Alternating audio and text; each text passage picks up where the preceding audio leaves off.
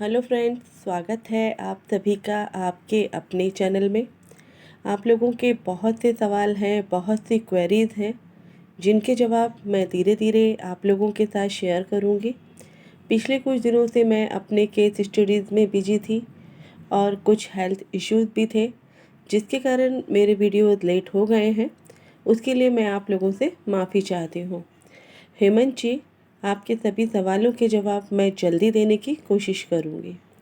आपने कई बार सुना होगा कि आपकी कुंडली में योग कारक जो भी ग्रह होता है, जैसे कर्क और सिंह लग्न वालों के लिए मंगल योग कारक होता है। इन दोनों लग्नों में मंगल केंद्र और त्रिकोण का स्वामी होता है। इस भाव की लॉर्डशिप मंगल के पास होती है, इसलिए मंगल इन दोनों लग्नों के लिए योग कारक होता है। उसी तरह तुला और वृषभ लग्न के लिए शनि योग कारक होता है और मकर और कुंभ लग्न वालों के लिए शुक्र योग कारक होता है।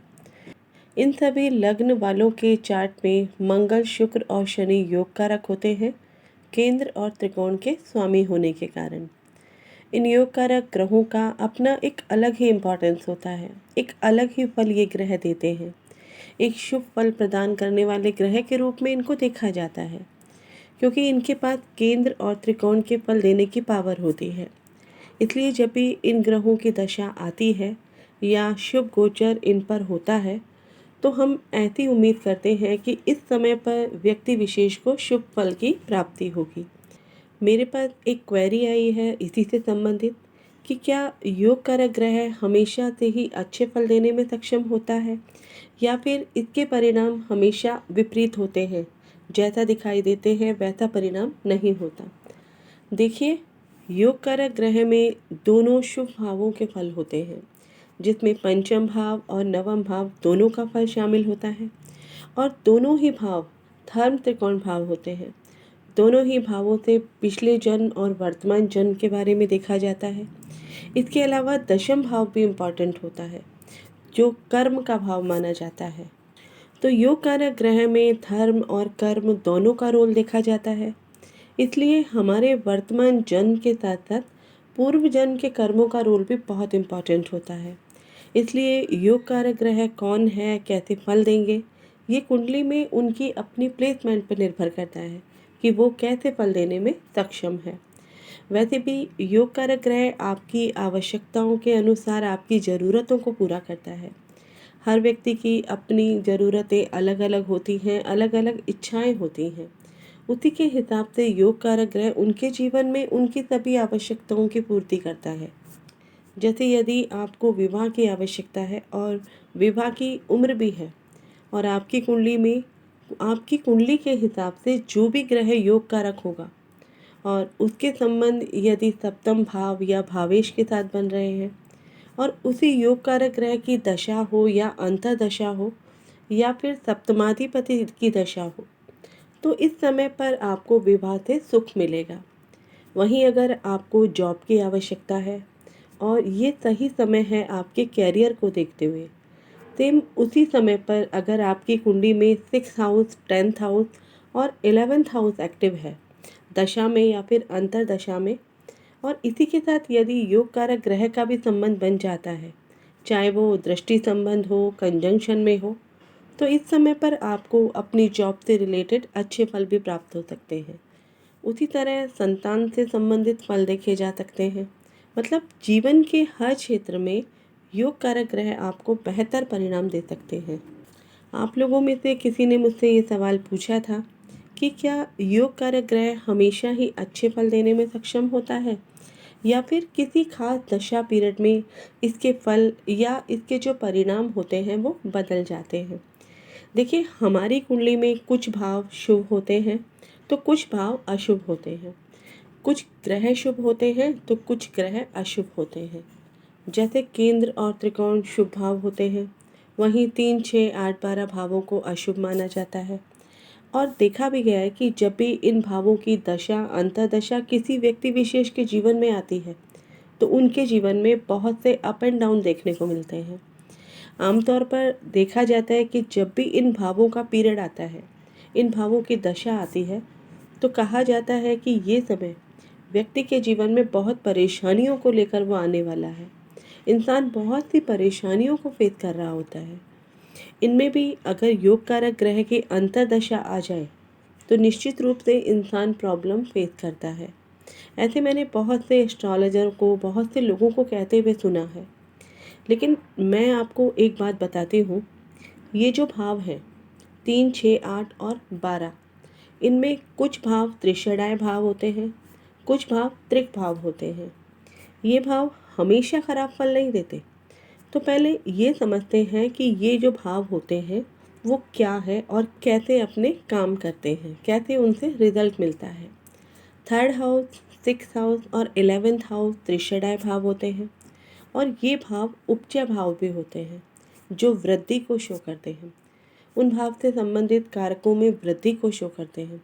इसलिए इन भावों में मलेफिक ग्रह जो होते हैं वो अच्छे फल देने में सक्षम होते हैं। जैसे शनि, मंगल, राहु अगर यहाँ पर हैं तो अच्छे फल देते हैं और हम सभी इसके बारे में जानते भी हैं।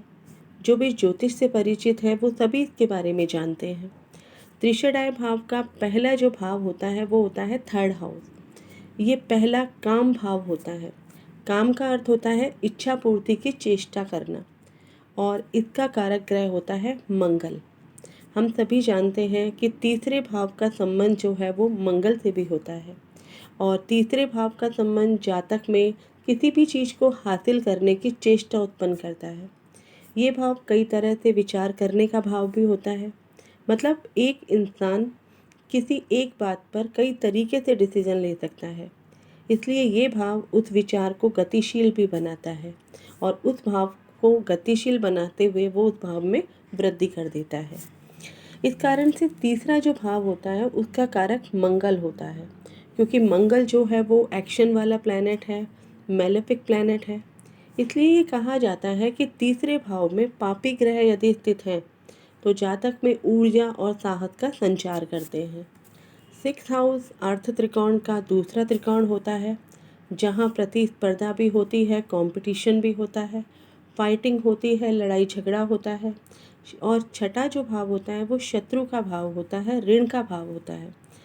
6th हाउस 10th हाउस से 9th हाउस होता है और 9th हाउस से 10th हाउस होता है, जो किसी भी व्यक्ति विशेष के जीवन में राइज करने में महत्वपूर्ण भूमिका निभाता है, जबकि इसे त्रिक भाव समझ करके इग्नोर कर दिया जाता है। एकादश भाव काम त्रिकोण का अंतिम त्रिकोण भाव होता है। इस भाव में इच्छाएं हैं, मनोकामनाएं हैं, डिजायर्स हैं, वो सभी इसी भाव से देखी जाती हैं।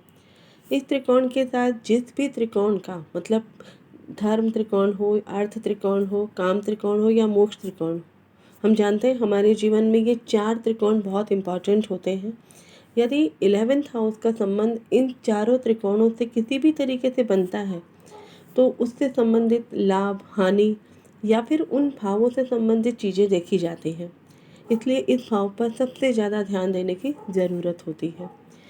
वापस अपने टॉपिक पर आते हैं कि योग कारक ग्रह कब अच्छे और कब खराब फल दे सकते हैं। कहा जाता है कि इन्हीं त्रिषणाय भाव के स्वामियों की महादशा में जब योग कारक ग्रह की अंतर्दशा आ जाए तो वो समय व्यक्ति विशेष के जीवन में अच्छे फल व्यक्ति को नहीं मिलते। कुछ ना कुछ परेशानियां व्यक्ति को फेस करनी पड़ती हैं। मैंने बहुत से चार्ट देखे हैं जिनमें योग कारक ग्रह की दशा में जातक को या जातिका को जीवन के किसी भी दुखद इवेंट को फेस करना नहीं पड़ा। इनफैक्ट इस समय पर उनके साथ कुछ अच्छा ही हुआ है। बहुत से चार्ट देखे हैं मैंने, लेकिन मुझे ऐसा चार्ट नहीं दिखा। इसलिए मैं आज कोई भी चार्ट आपके साथ शेयर नहीं कर रही हूँ।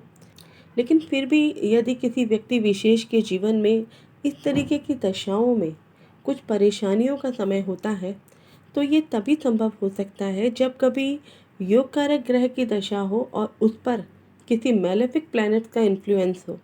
वो कंजंक्शन में हो सकता है या फिर दृष्टि संबंध में हो सकता है, या फिर योग कारक ग्रह की जो अपनी स्ट्रेंथ होती है उसमें कुछ कमी हो, वो बहुत कमज़ोर हो, या उसकी जो प्लेसमेंट है वो कुंडली में बहुत अच्छी ना हो।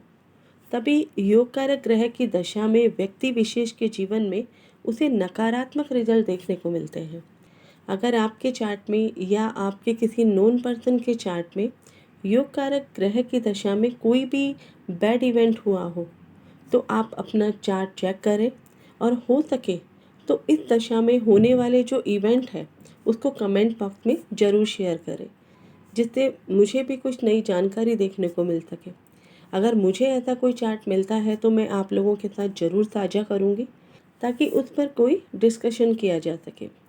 आशा करती हूँ आपको ये वीडियो ज़रूर पसंद आया होगा।